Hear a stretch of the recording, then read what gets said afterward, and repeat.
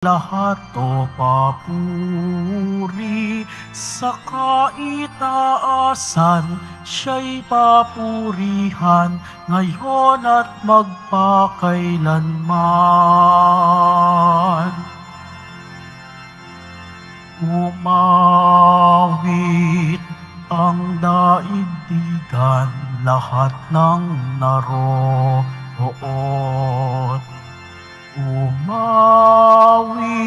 ang sangkatauhan, purihin ang Panginoon.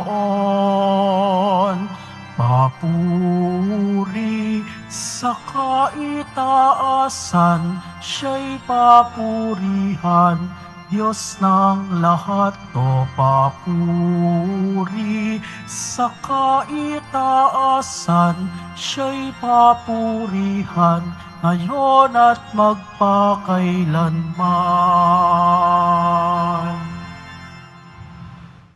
Tayo'y nagkakatipon sa ngalan ng Ama at ng Anak at ng Espiritu Santo.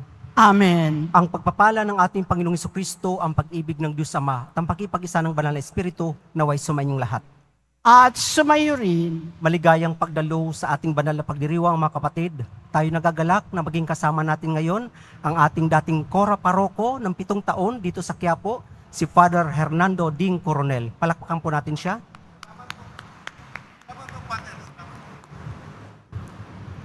Pinagdiriwang po natin din ngayon ang kapistahan o pag-alala kina San Carlos Luanga at ang kanyang mga kasama, mga martir. Atin ngayong ihanda ang ating sarili para sa ating banal na pagdiriwang. Inaamin ko sa makapangyarihang Diyos At sa inyo, mga kapatid, na lubha akong nagkasala sa isip, sa salita, sa gawa, at sa aking pagkukulang. Kaya isinasamo ko sa mahal na Birheng Maria, sa lahat ng mga anghel at mga banal, at sa inyo, mga kapatid, na ako'y ipanalangin sa Panginoong ating Diyos. Kaawaan tayo ng makapangyarihang Diyos, patawarin tayo sa ating mga kasalanan at patnubayan tayo sa buhay na walang hanggan. Amen. Panginoon, kaawaan mo kami. Panginoon, kaawaan mo kami. Kristo, kaawaan mo kami. Kristo, kaawaan mo kami. Panginoon, kaawaan mo kami. Panginoon, kaawaan mo kami. Manalangin tayo. Ama naming makapangyarihan, ginawa mong umusbong ang lalong marami pang Kristiyano mula sa dugong dumanak sa mga martir. Ipagkaloob mong ang iyong pinagpupunlaang simbahan ay masaganang mapag-anihan mula sa dugong dumanak dito na galing kina San Carlos Luanga at mga kasama. Sa pamagitan ni Jesucristo kasama ng Espiritu Santo, magpasawalang hanggan. Amen. Magsiupo muna po ang lahat. Pagbasa mula sa ikalawang sulat ni Apostol San Pedro. Mga pinakamamahal, mapuspos nawa kayo ng pagpapala at kapayapaan ng Diyos dahil sa inyong pagkakilala sa Kanya at sa ating Panginoong Hesus. Tinanggap natin sa pamamagitan ng Kanyang kapangyarihan ang lahat ng bagay na magtuturo sa atin upang mamuhay ng tapat sa Diyos. Ito'y dahil sa ating pagkakilala kay Jesus, na siya ring tumawag sa atin upang bahaginan ng kanyang karangalan at kapangyarihan. Sa pamamagitan nito, nangako siya ng mga bagay na mahalaga upang makaiwas kayo sa mapanirang simboyo ng kahalayang umiiral sa mundong ito at makahati sa kanyang kalikasan bilang Diyos. Dahil dito, sikapin ninyong idagdag sa inyong pananampalataya ang kabutihang asal. Sa kabutihang asal, ang kaalaman. Sa kaalaman, ang pagsupil sa sarili. Sa pagsupil sa sarili, ang katatagan. Sa katatagan, ang kabanalan. Sa kabanalan, ang pagmamalasakit sa kapatid. At sa pagmamalasakit, ang pag-ibig. Ang salita ng Diyos. Salamat sa Diyos. Diyos kong tapat at totoo, ikaw lang ang pag-asa ko. Diyos kong tapat at totoo, ikaw lang ang pag-asa ko. Siyang naghahangad ng pagkupkop ng kataas-taasan at nananatili sa kaninga niyong makapangyarihan, makapagsasabi sa kanyang Panginoon, Moog ka't tahanan, ikaw ang aking Diyos, ang Diyos na tangi kong pinagtiwalaan. Diyos kong tapat at totoo, ikaw lang ang pag-asa ko.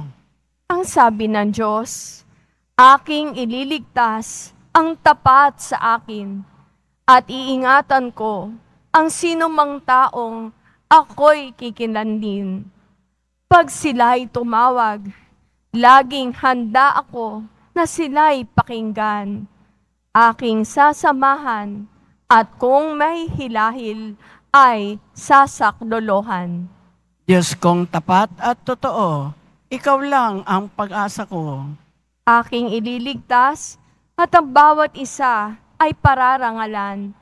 Sila'y bibigyan ko't gagantimpalaan ng mahabang buhay at nakatitiyak na ang tatamuhin nila'y kaligtasan. Diyos kong tapat at totoo, ikaw lang ang pag-asa ko. Magsitayo na po ang lahat.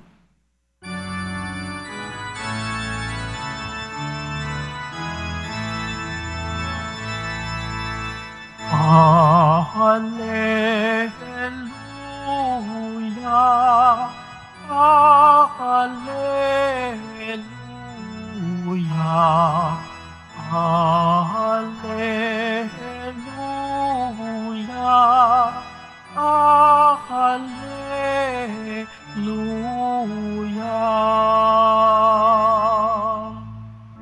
Si Jesucristo ay tapat, saksi at buhay ng lahat. Tayo'y kaniyang iniligtas. Hallelujah, Hallelujah, Hallelujah, Hallelujah.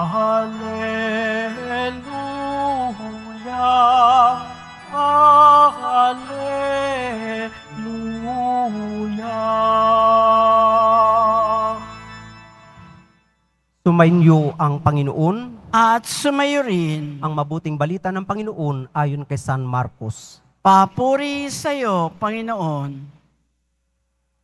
Noong panahong iyon, nagsimulang magsalita si Jesus sa mga punong saserdote, mga eskriba at matatanda ng bayan sa pamagitan ng mga talinghaga. Sinabi niya, may isang taong nagtanim ng ubas sa kanyang bukid at binakuran niya ito. Humukay siya ng pisaan ng ubas at nagtayo ng isang mataas na bantayan. Pagkatapos, iniwan niya ang ubasan sa mga kasama at siya nagtungo sa ibang lupain. Nang dumating ang panahon ng pitasan, pinapunta niya ang kanyang mga utusan upang kunin niya sa mga kasama ang kanyang kaparte. Ngunit sinunggaba ng mga kasama ang utusan, binugbog at pinauling walang dala. Ang may-ari nagpapunta uli ng ibang utusan, ngunit kanilang pinupok ito sa ulo at dinusta. Nag-utos na naman siya ng isa pa, ngunit pinatay nila ang utusang iyon. Gayon din ang ginawa nila sa marami pang iba. May binugbog at may pinatay. Iisa na lang ang natitira na maaring papuntahin sa kanila, ang kanyang minamahal na anak. Ito ang kahuli-hulihang pinupunta niya. Igagalang nila ang aking anak, wika niya sa sarili. Ngunit ang mga kasamay nag-usap-usap, ito ang tagapagmana. Halik kayo, patayin natin at nang mapasa atin ang kanyang mamanahin. Kanilang sinunggapan siya, pinatay at itinapon sa labas ng ubasan. Ano ngayon ang gagawin ng may-ari ng ubasan? Paruroon siya at papatayin ang mga kasamang iyon at ang ubas ay ibibigay sa iba. Hindi pa ba ninyo nababasa ang nasasaad sa kasulatan? Ang batong itinakwil ng mga tagapagtayo ng bahay ang siyang naging batong panulukan. Ginawa ito ng Panginoon at ito'y kahanga-hanga. Tinangka ng mga pinuno ng mga Hudyo na dakpin si Jesus sapagkat nahalata nilang sila ang pinatatamaan sa talinghagang iyon. Ngunit takot naman sila sa mga tao, kaya't hindi nila siya inano at siya'y umalis.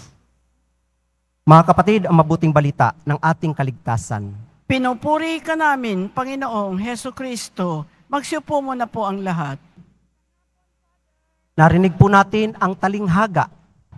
May isang taong may-ari ng ubasan, nagtayo pa siya ng pisaan, bantayan, tore, at ipinamahala sa kanyang mga utusan, sa kanyang mga manggagawa. Nang dumating na ang panahon ng pitasan o anihan, may mga pinapunta siya para kunin ang kanyang kaparte. Pero ibinigay ba? Hindi. Nagpadala siya uli ng mga utusan. Ganon din ang ginawa. Iba ay sinaktan, binugbog, pinukbok sa ulo, bandang huli, may pinatay pa.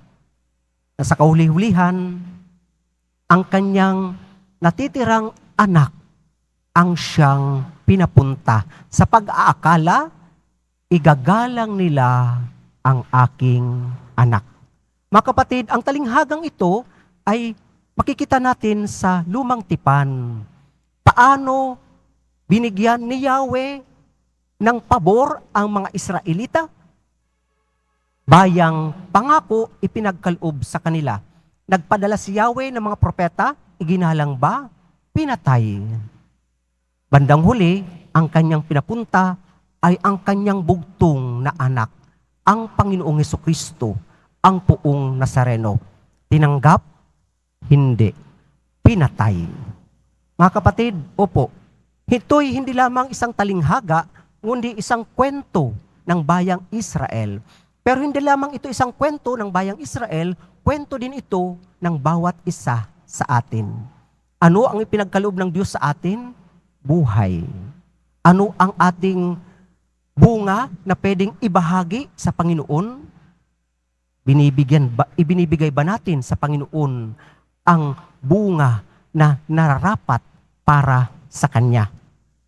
Kaya mga kapatid, yung talinghagang ito, kung baga, hindi lamang ito kwento o nangyari sa bayang Israel, kundi sa ating bawat isang buhay. Sa unang pagbasa, sa ikalawang sulat ni Apostol San Pedro, napakaganda ng kanyang pagpapaalala. Alam niyo po, yung sulat na ito, akala niyo po, parang si Pablo kung magsalita si Pedro dito. Tinuloy ko po, ito po ay hango sa sulat ni Pedro, pangalawang sulat, chapter 1, verse 2 to 7. Pero itinuloy ko po yung pagbabasa. Alam niyo po ang sabi ni Pedro, pinapaalalahanan ko kayo kasi malapit na akong pumanaw. At ang taong malapit ng pumanaw, napakasinsiro po ang kanyang mga habilin. Kaya dito, pinapaalalahanan niya ang bayang Israel. Tinanggap natin sa pamagitan ng kanyang kapangyarihan ang lahat ng bagay na nagtuturo sa atin upang mamuhay ng tapat sa Diyos. Ito'y dahil sa ating pagkakilala kay Jesus. Kung hindi natin nakilala ang Puong Nazareno, ang Puong Jesus, wala tayong pag-uusapan na Diyos. Bakit? Paano natin makikilala ang Diyos na may likha ng langit at lupa na napakadakila kung hindi niya ipinadala ang kanyang bugtong na anak? Gayon na lamang ang pag-ibig ng Diyos sa sanlibutan, kaya niya ipinadala ang kanyang bugtong na anak, na kung sino man ang sumampalataya sa kanya, ay hindi mapapahamak, kundi magkakaroon ng buhay na walang hanggan. John 3:16.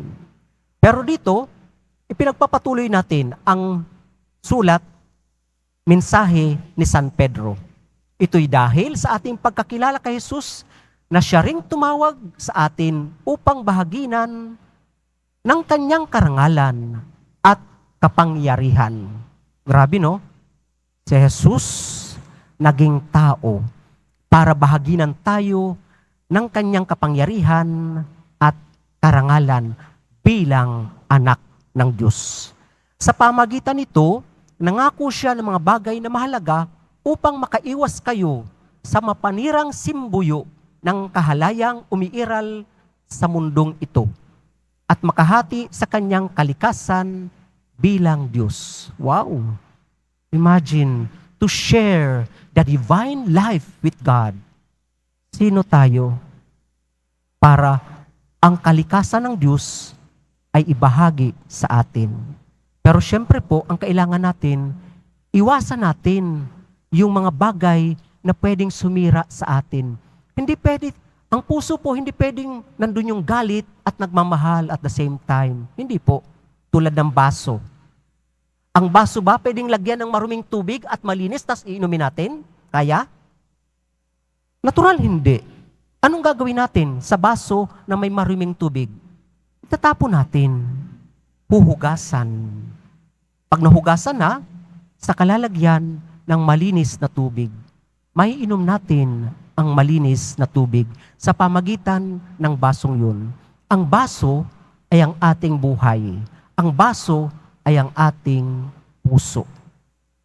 Kaya nga po, pwede tayong makahati sa kalikasan ng Diyos kung maiiwasan natin ang mga bagay na hindi nararapat. At napakaganda ng sulat na ito ni San Pedro.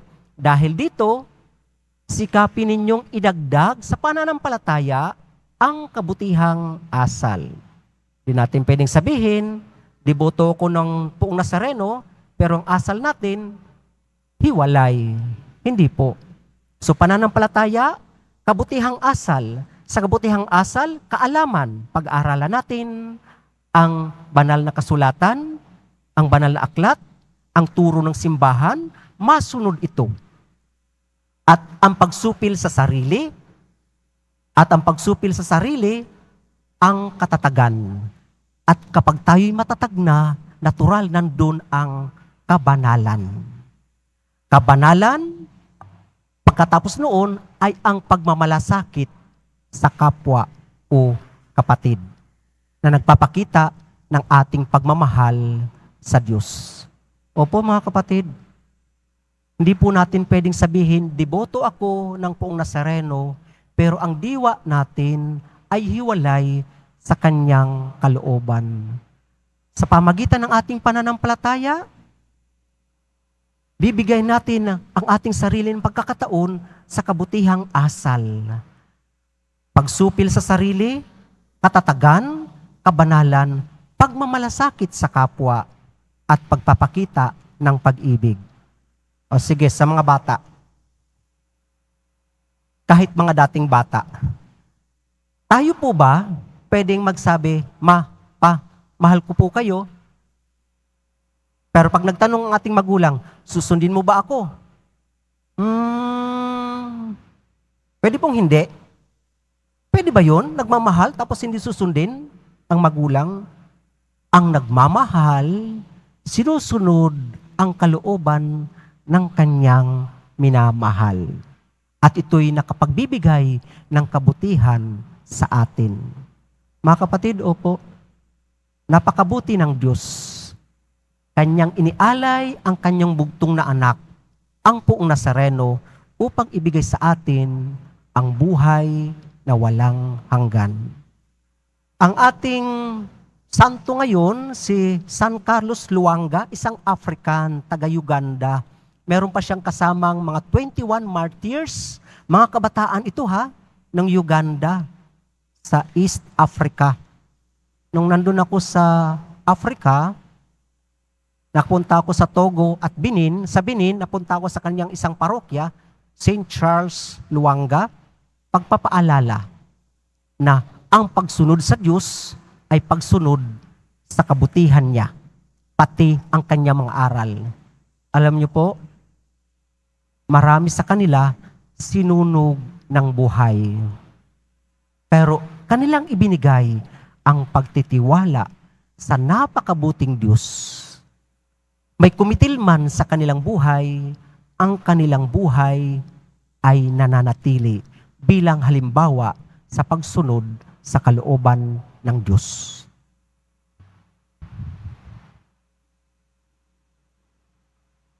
Magsitayo na po ang lahat. Minamahal kong mga kapatid, may pagninilay sa hamon ng Panginoon sa Ebanghelyo tungkol sa tungkuling mamunga. Ilagay natin sa harap ng Diyos Ama ang ating mga kahilingan. Ama, gawin mo kaming kalugod-lugod sa iyo. Ama, gawin mo kaming kalugod-lugod sa iyo. Ang mga namumuno ng simbahan, naway makatanggap ng liwanag, kalakasan at pag-aalalay sa tungkuling paggabay sa mga sumasampalataya sa panahon ng kagipitan. Manalangin tayo. Ama, gawin mo kaming kalugod-lugod sa iyo. Ang ating pamilya, naway bigyang pansin ang diwa ng panalangin upang mapuno ang ating mga isip ng kapayapaan at kasiyahan na nagmumula sa Diyos. Manalangin tayo. Ama, gawin mo kaming kalugod-lugod sa iyo. Tayo naway mamunga ng pag-ibig, pagpapatawad, katarungan, at kapayapaan sa ating buhay. Manalangin tayo. Ama, gawin mo kaming kalugod-lugod sa iyo. Ang mga matatanda, mga nalulumbay, at mga may sakit, naway huwag mawalan ng pag-asa sa gitna ng kanilang dinaranas na pagsubok at kahirapan. Manalangin tayo. Ama, gawin mo kaming kalugod-lugod sa iyo. Yaong mga namatay, naway makatagpo ng lugar sa walang hanggang kaharian ng Diyos. Manalangin tayo. Ama, gawin mo kaming kalugod-lugod sa iyo. Sa katahimikan ng ating puso, ating idalangin ang ating mga personal na kahilingan.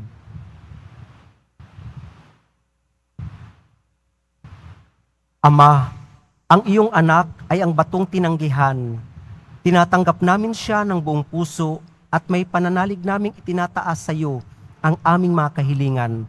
Hiniling namin ito sa pamagitan ni Kristong aming Panginoon. Amen. Magsiupo muna po ang lahat.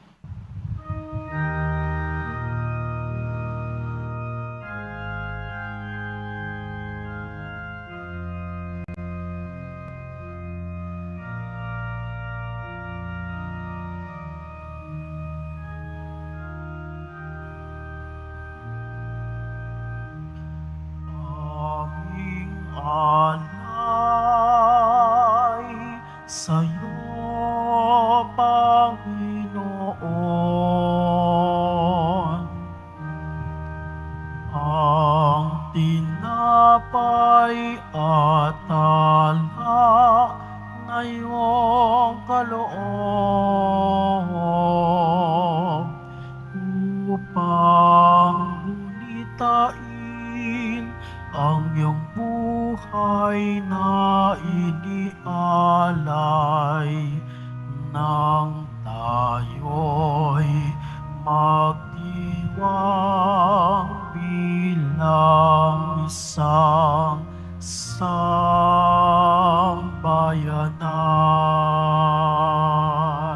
Magsitayo na po ang lahat. Manalangin kayo mga kapatid upang itong ating paghahain ay kalugdan ng Diyos ang mga makapangyarihan sa lahat. Tanggapin nawa ng Panginoon itong paghahain sa iyong mga kamay sa kapurihan niya at karangalan sa ating kapaginabangan at sa buong sambayanan niyang banal. Manalangin tayo. Ama naming lumikha, kaming naghahain ng mga alay ay nagsusumamo na maganap nawa namin ang paglilingkod na ito.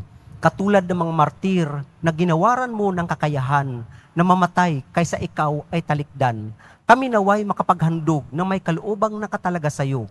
Sa pamagitan ni Jesucristo kasama ng Espiritu Santo, magpasawalang hanggan. Amen. Sumainyo ang Panginoon, At sumayo rin, itaas sa Diyos ang inyong puso at diwa. itinaas na namin sa Panginoon. Pasalamatan natin ang Panginoong ating Diyos. Marapat na siya ay pasalamatan. Ama naming makapangyarihan, tunay marapat na ikaw ay aming pasalamatan, ngayong aming kagalakan, na sina San Carlos Luanga at mga kasama ay parangalan. Sila'y kapanalig naming may paninindigan na ikaw ay pahayag kahit sila'y mamatay. Sapagkat minarapat mong kanilang matularan ang iyong anak na naghain ng sariling buhay, tulad ng naganap sa iyong anak. Ang dugo ng mga martir ay dumanak, hindi dahil sa katatagang likas, kundi dahil sa iyong bigay na lakas. Kaya kaisa ng mga anghel na nagsisiawit ng papuri sa iyo nang walang humpay sa kalangitan, kami nagbubunyi sa iyong kadakilaan. Santo, Santo, Santo, Panginoong Diyos ng mga hukbo, napupuno ang langit at lupa ng kadakilaan mo. Husana sa kaitaasan, pinagpala ang naparirito sa ngalan ng Panginoon. Husana sa kaitaasan, magsiluhod po ang lahat.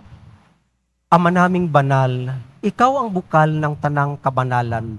Kahit sa pamagitan ng iyong Espiritu, gawin ng banal ang maklob nito upang para sa amin maging katawan at dugo ng aming Panginoong Heso Kristo.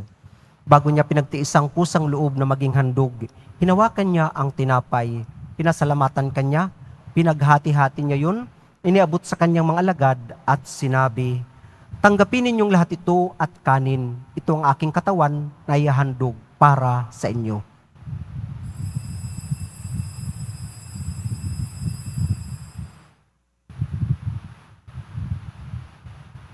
Gayon din naman, nung matapos ang hapunan, hinawakan niya ang kalis, muli kanyang pinasalamatan. Iniabot niya ang kalis sa kanyang mga alagad at sinabi, "Tanggapin ninyong lahat ito at inumin, ito ang kalis ng aking dugo, ng bago at walang hanggang tipan. Ang aking dugo na ibubuhos para sa inyo at para sa lahat sa kapagpapatawad ng mga kasalanan. Gawin ninyo ito sa pag-alala sa akin."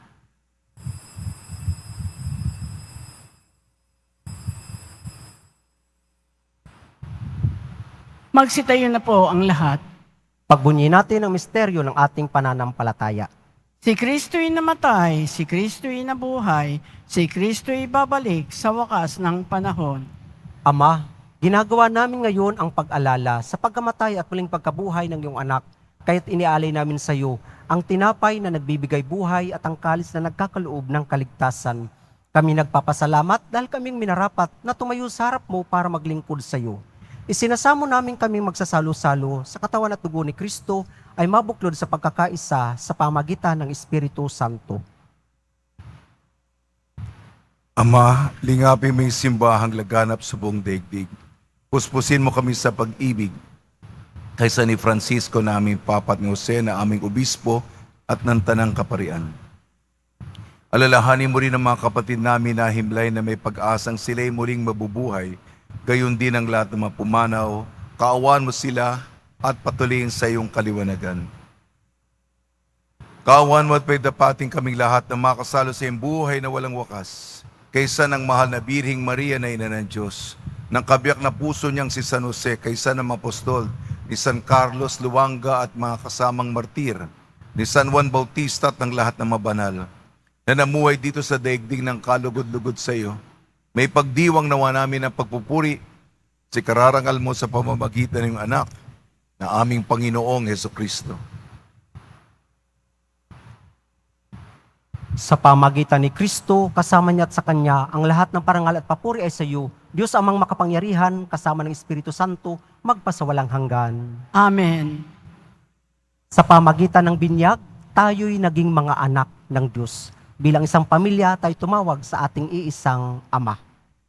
Ama namin, Sumasalangit sumasalangit ka, sambahin ang ngalan mo, mapasa amin ang kaharian mo, sundin ang loob mo dito sa lupa para nang sa langit. Bigyan mo kami ngayon ng aming kakanin sa araw-araw at patawarin mo kami sa aming mga sala para nang pagpapatawad namin sa nagkakasala sa amin. At huwag mo kaming ipahintulot sa tukso at iadya mo kami sa lahat ng masama. Amen. Hinihiling namin kami adya sa lahat ng masama, pagkalooban ng kapayapaan araw-araw, iligtas sa kasalanan at ilayo sa lahat ng kapahamakan.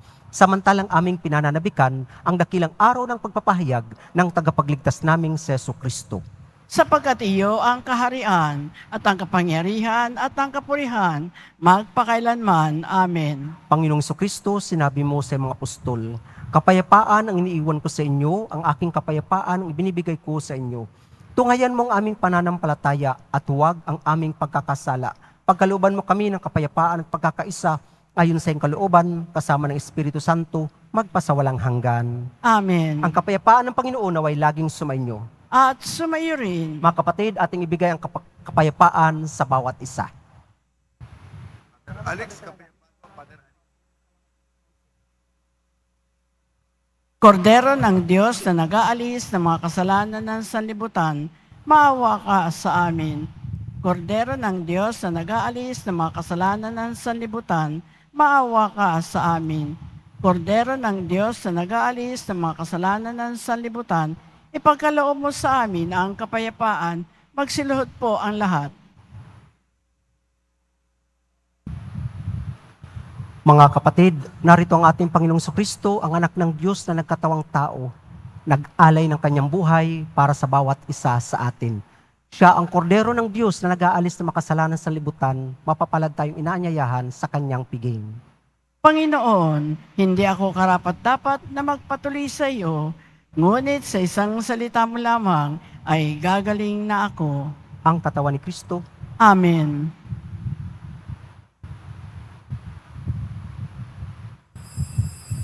Para sa lahat ng tatanggap ng banal na komunyon, sasagot po tayo ng amen pagkasabi ng pareho ng lay minister ng katawan ni Kristo at isubo agad sa bibig bago malis sa harapan ng pareho lay minister.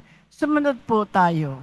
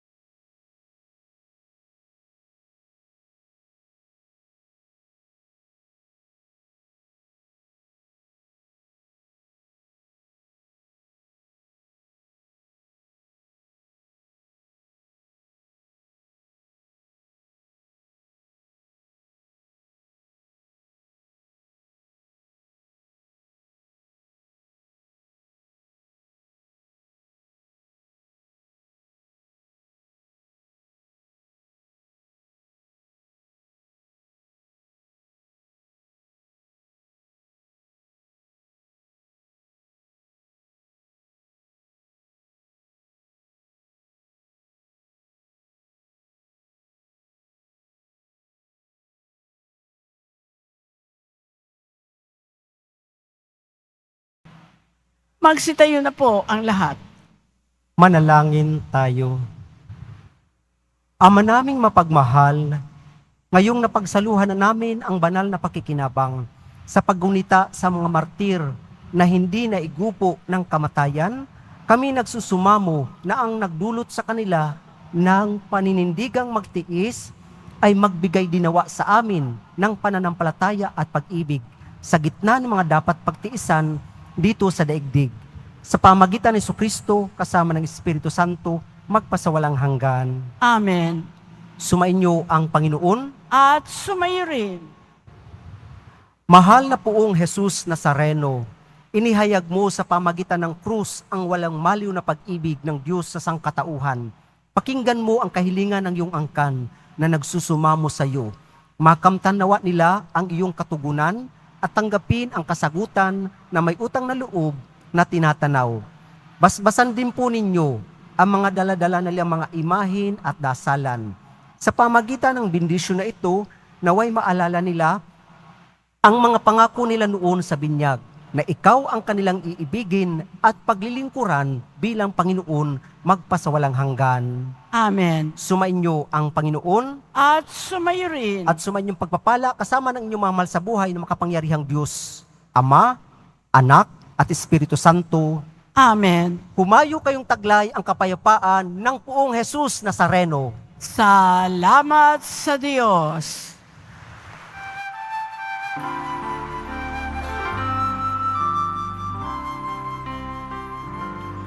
Nuestro Padre Jesus Nazareno, sinasamba ka namin.